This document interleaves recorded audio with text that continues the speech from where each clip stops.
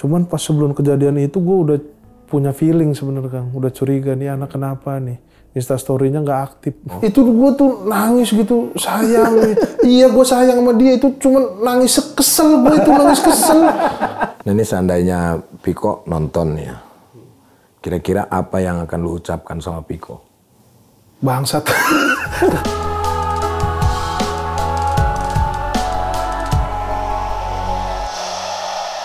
Oke, jadi banyak kemarin ya sebelum kita datangkan bintang tamu kemarin yang komentar baru melihat Sule membawakan secara serius dan saya berhasil, alhamdulillah dengan view yang begitu indah ya. Baiklah kawan-kawan dimanapun kalian berada.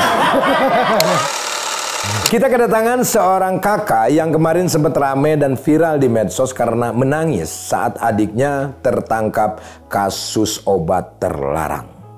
Inilah dia, Rispo. Wah, apa kabar Po? Alhamdulillah baik Kang. Sehat ya Po ya? Alhamdulillah sehat. Adik saya yang nggak sehat.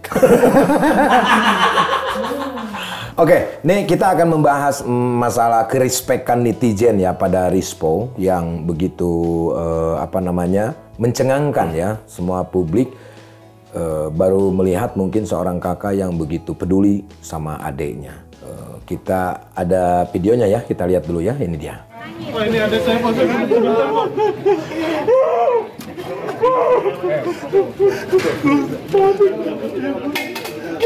Saya boleh ketemu dengan saya boleh. Po, apa yang ada di dalam benak Rispo saat itu lu sampai nangis ya, walaupun berbagai komentar tuh berbagai ragam ya, ada yang bilang respect sama Rispo, ini luar biasa kakak gua aja nggak kayak gini, di saat senang aja kakak gua nyamperin, tapi di saat ada masalah kakak gua hilang. Terus ada juga nih gua harus ketawa atau harus nangis lihat Rispo gitu. Nah pada waktu itu apa sih lo yang membuat lu kayaknya sayang banget lu sama adek lu? Sayang mah sayang Kang, bener. Gua kalau sama Viko tuh emang sayang. Gua udah nggak pernah lagi nangis, tapi sering banget nangis cuma gara-gara Viko gue. Nggak tahu kenapa ya, kalau sama dia tuh punya apa ya, emosional tersendiri gitu gue. Jadi ceritanya nih kejadian pas press release-nya Viko, gue tuh lagi syuting ngawur di sini. Oke. Gue tuh tahu Viko ditangkap, tapi gue nggak tahu Viko ini ditangkap di mana gitu. Gue keliling Polres kagak ada gitu. Terus pagi nggak ada informasi. Nggak ada informasi, nggak ada Viko. Tanya teman-teman yang di Polres mana Piko nggak ada di sini, nggak ada sini. Duh di mana ya Piko? Paginya gue harus syuting ngawur di Tema nih. Lagi syuting ngawur, gue syuting tuh 2 episode. Nah terus baru episode 1 gue nonton, lihat berita di Detik. Oh udah muncul? Iya, di berita Viko Farja ditangkap di Polda Metro Jaya. Waduh, tauan dia sama gue ya gitu. Gue nyari nggak ketemu-temu. Gue nih, gue semalaman udah pusing. Waduh, di mana deh gue ditangkap sama siapa ya? Gue dikasih tahu sama internet. Tahunya dari berita lu gue. Lu nggak ada yang telepon lu pada waktu itu? Nggak ada. Jadi waktu ditangkap posisi lu di mana? Gue di rumah gue di Tangerang. Oke. Viko ditangkap di Depok. Di Depok di rumah? Di rumah di bokap gua. Oh. Gitu. Jadi, terus lu yang ngabarin siapa? Setelah internet ngasih tahu lu? Sepupu gua. Oke. Jadi ada polisi nih ke rumah gitu. Assalamualaikum gitu kan. Nah, kayak temen aja gitu. Pak ada Piko Pak gitu. Ada di kamar no, masuk karena biasa temennya Piko masuk. Masuk gitu aja. Gitu. Ya nyampe kamar terus kok ini mau ditangkap gitu. Lu sopan ya? Iya lu punya barang kan apa gini make kan gitu. Gimana ya Pak? Udah yuk ikut gitu. Pikonya juga kooperatif gitu. Di dalam tuh ada sepupu gua di dalam kamar gitu. Sepupu gua ditanya lu make nggak? Enggak. Udah sono keluar dulu lu gitu. Keluar dulu. Nah terus berangkat tuh Piko sama polisi itu gitu. Ada bokap gua pamitnya main udah. Oh, ya. Ke bokap ya, main. Om jalan dulu gitu, padahal polisi itu. Oh, gitu. Bagus dong, berarti nggak sampai membuat bokap lu tuh kepikiran tahu sok ya? Iya, dan pas di Polda, akhirnya gua ke Polda, gua bilang makasih Pak, makasih nangkepnya nggak. Kan kalau penangkapan di berita-berita kan, wah rame, wah gitu. Senjata, panjang itu enggak. Ini nggak humanis lah. Salam presisi.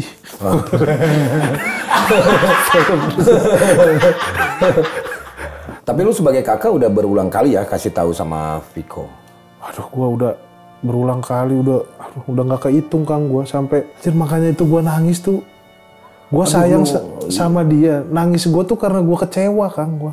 Iya. Yang bikin gua nangis tuh. Aduh, kok masih gitu ya, sih lu? Iya, Masih kayak gitu tuh ngapain?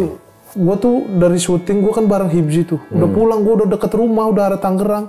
Gua nggak mau ke Polda, gua bodo amat gitu bro. Awalnya lu gitu dulu? Iya, anjir nih anak gitu. Wah, gua jalan makin deket rumah. Hib, nggak bisa Hib, gua harus balik ke Polda, temenin gua dah. Udah ke Polda, nyampe Polda. Itu yang gua takutin tuh ketika ke Polda, yang bikin gua malas ke Polda.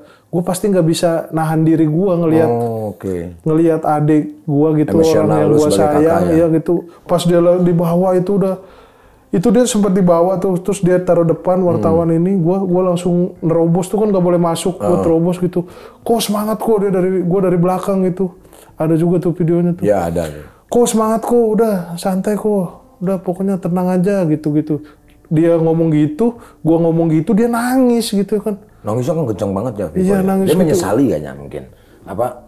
Ya juga sih yang diomongin sama lu kayaknya gitu kali. Iya, enggak, maksudnya dia tuh ngerasa apa ya? Dia nangis juga yang ngerasa salah aja gitu. Dia ngecewain banyak orang, Kang.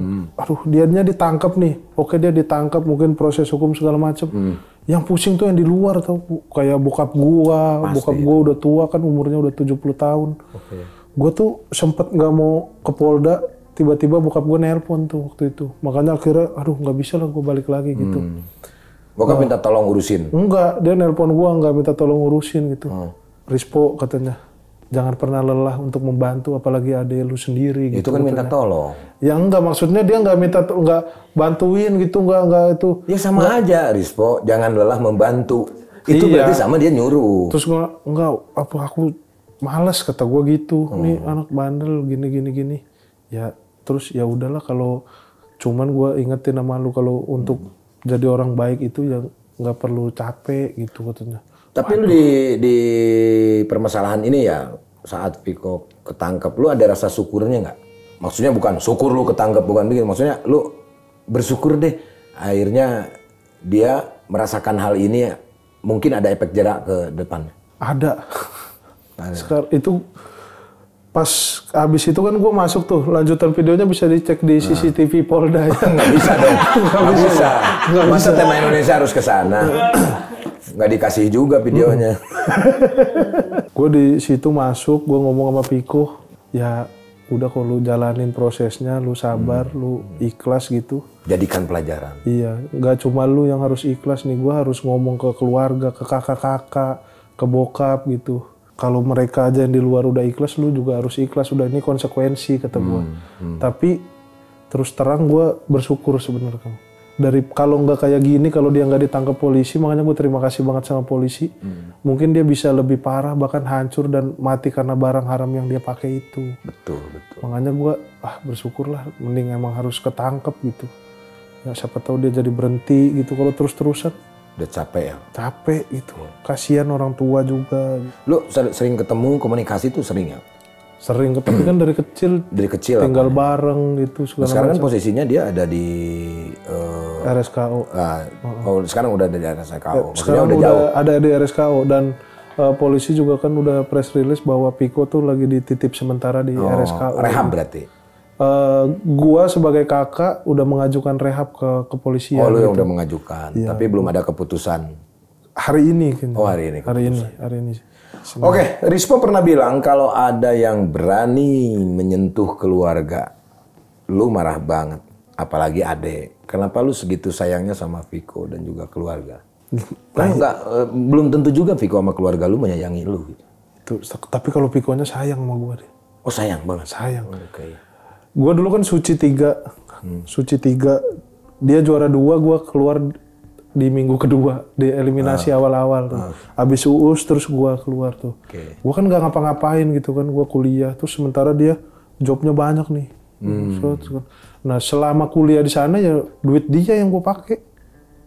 Iya, gua minta apa aja juga. Oh, lu sayang karena duit berarti? Bukan karena duit, maksudnya kita tuh nggak ada yang hitung-hitungan lah gitu. Emang dari kecil nggak pernah tuh kayak minjem duit ke adik kakak gitu, minjem duit gitu. Nggak pernah emang. Sebaliknya lu juga kalau misalkan Piko lagi butuh, lu nggak ada. Nggak ada guanya. Nggak ada guanya. jadi Piko terus yang ngasih lu. Piko terus yang ngasih duit gua sampai kuliah gua berapa 3 tahun di Jogja gitu. Dia gitu.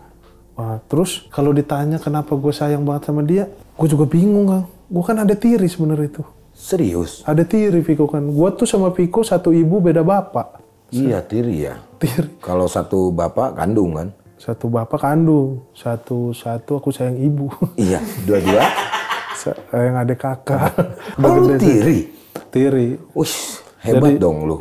Nyokap gua nikah sama bokap gua, punya anak gua terus cerai. Umur gua setahun cerai terus nikah lagi. Punya nyokap? Iya nyokap nikah lagi punya anak Viko, gitu. Gua kan ikut nyokap. Berarti beda bapak? Beda bapak. Lu apalagi adik kandung? Ini adik tiri aja lu sesayang ini gitu loh. Iya dan karena bokap gua juga lebih sayang sama gua daripada sama Viko. Bokap tiri gua tuh. Oh gitu? Iya, dulu nih zaman sekolah kan gitu.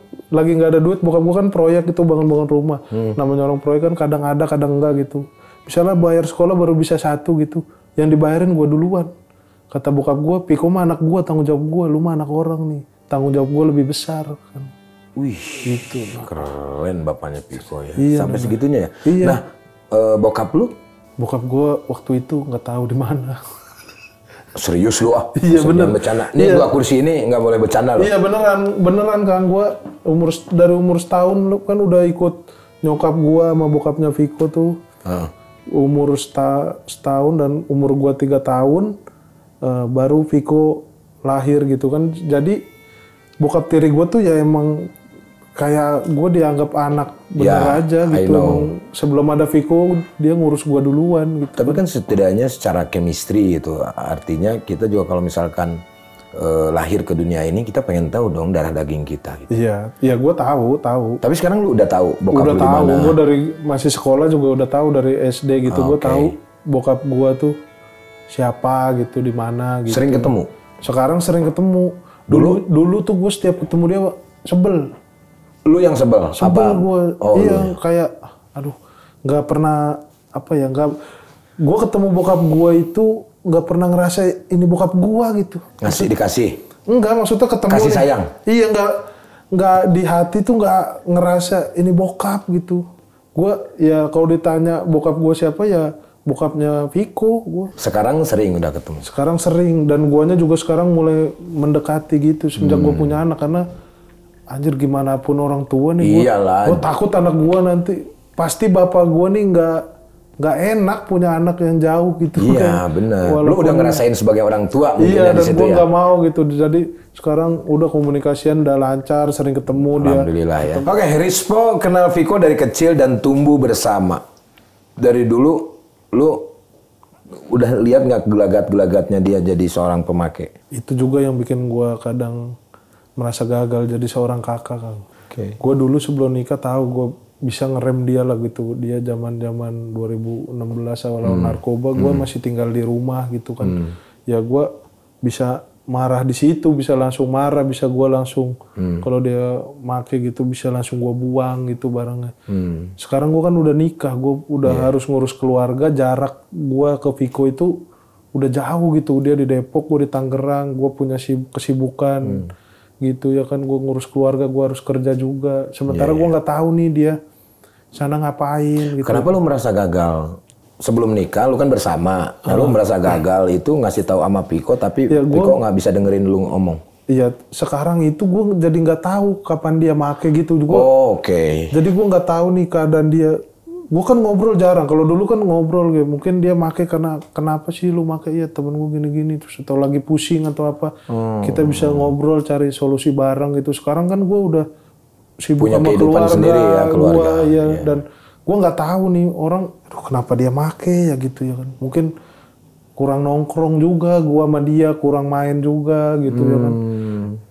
Dia tuh, gue tuh tahu banget dia tuh dari dulu ya. Dari sebelum gue nikah dia tuh paling nggak bisa apa-apa kalau nggak sama gua, Kang. Apa ya kalau mau jalan, mau kemana gitu. Pasti ngajak lu. saking dia mungkin dia ngerasa punya kakak gitu, dia tuh jalanan aja nggak pernah tahu kemana-mana gue yang nganterin, kemana-mana gue yang nganterin kemana-mana, sampai nggak bisa nyetir, gue yang nyetirin gitu. Oke. Nah setelah lu nikah, berarti di situ ya Piko juga mungkin sadar diri ya, maksudnya. Iya, jadi harus sendiri gitu, ngapa-ngapain harus sendiri gitu. Tapi lu kontrol terus dong. Ya WhatsApp di grup keluarga kan ada WhatsApp gitu, lu ngapain gitu.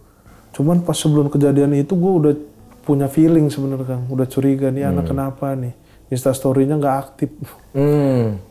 Instastory-nya nggak aktif karena gue tahu dulu dia kalau lagi pakai gitu udah nggak fokus main sosmed, nggak apa gitu kan. Wah, Instastory nggak aktif nih. Terus gue lagi jalan nih sama istri gue, mau nyampe rumah gue mau nelpon. Nah nyampe gue udah ngomong sama istri gue, Piko, wah nggak beres nih Piko nih kalau udah gini.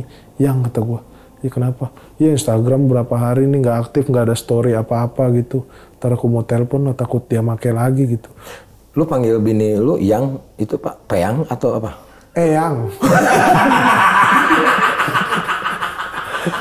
Oh, bini lu juga perhatian banget ya sama Piko ya? Enggak sebenarnya. Enggak.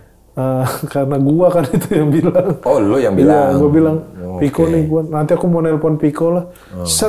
Sebelum nyampe gang rumah gua, HP gua tuh bunyi. Si sepupu gua tuh nelpon. Po, gimana ya gua ngomongnya ya? Apa Piko ya ketangkep ya kata gua gitu. Iya gitu dia. Ya nih ketangkep nih tadi gini. Wah emang udah ada perasaan-perasaan apa ada ya? feel lah ya. Iya ada feel gitu. Tapi kalau dulu tuh kan apa-apa sama lu, curhat apa-apa sama lu. Dia pendiam apa memang kalau apa namanya ada sesuatu hal masalah atau gimana ngomong ke lu? Dia tuh nggak pernah ngomong tapi gue tahu dia lagi kenapa gitu. Dulu karena gue kan bareng gitu kan. Karena jadi ada gelagat-gelagat gak enak, lu kenapa baru cerita gitu dia. Berarti lu tahu dong alasannya dia make itu apa sih sebenarnya? Apakah kan ada sebagai entertain mereka biar lucu atau nggak mereka biar kuat dan yang lain-lain. Dia alasannya apa? Apa karena dari nyoba terus dia kesenengan menikmati atau gimana? Ya, cuma salah pergaulan aja Kang. Salah pergaulan, oke. Yang dia pakai itu kan tembakau sintetis. Tembakau sintetis itu gue tahu lah ya. Itu nggak bisa dipakai kerja bahkan. Nggak bisa. Kejer. Iya maksudnya ya udah skip aja gitu kita gitu kalau pakai tembakau sintetis gitu. Pernah dulu juga gue. Jadi tahu gitu. Jadi oke, udah kenceng gitu, dia terlalu kenceng itu nggak bisa dipakai kerja. Jadi kalau alasan buat kerja juga bukan gitu, karena efeknya di tubuh nggak bisa sambil beraktivitas juga gitu. Karena itu ada zat ya. Iya ada zat kimia ya. Itu yang membuat dia nagih itu kan. Ya jeleknya kimia gitu kan, karena kimia itu masuk ke tubuh otomatis tubuh akan nagih terus dan dosisnya akan naik terus karena kimia kan. Sampai segitunya ya. Iya. Berarti nggak ada alasan buat alasannya bukan buat stand up atau apa? Nggak bisa kalau gua rasa sambil ngisep tembakau sintetis mau stand up, ngisep nih stand up. Segini doang stand up.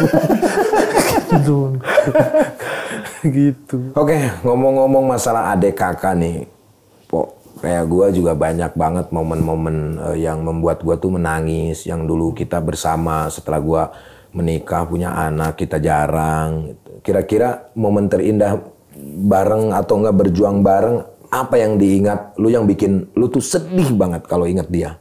Jadi dulu ini Kang, apa namanya? Kan bokap gue nikah sama nyokap gue tuh kan gue cerai tuh umur setahun ya.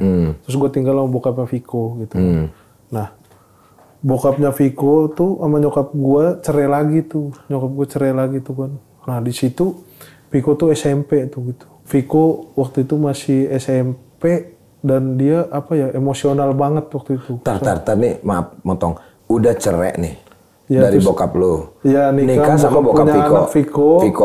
Terus cerai, sekarang udah cerai lagi. Sekarang tuh udah cerai? Iya, udah cerai sekarang. Oh berarti Viko tinggal di bokap? Di bokap. Nyokap? Nyokap gue di Gombong. Nah pas waktu itu dia SMP itu dia emosional banget gitu. Tiba-tiba gue tahu dia anaknya yang gak pernah berantem gitu. Tiap hari mukulin orang gitu. Dipanggil sekolah gitu. Bahkan ada yang sampai koma gitu. Tuh dulu tuh. dia pukulin gitu.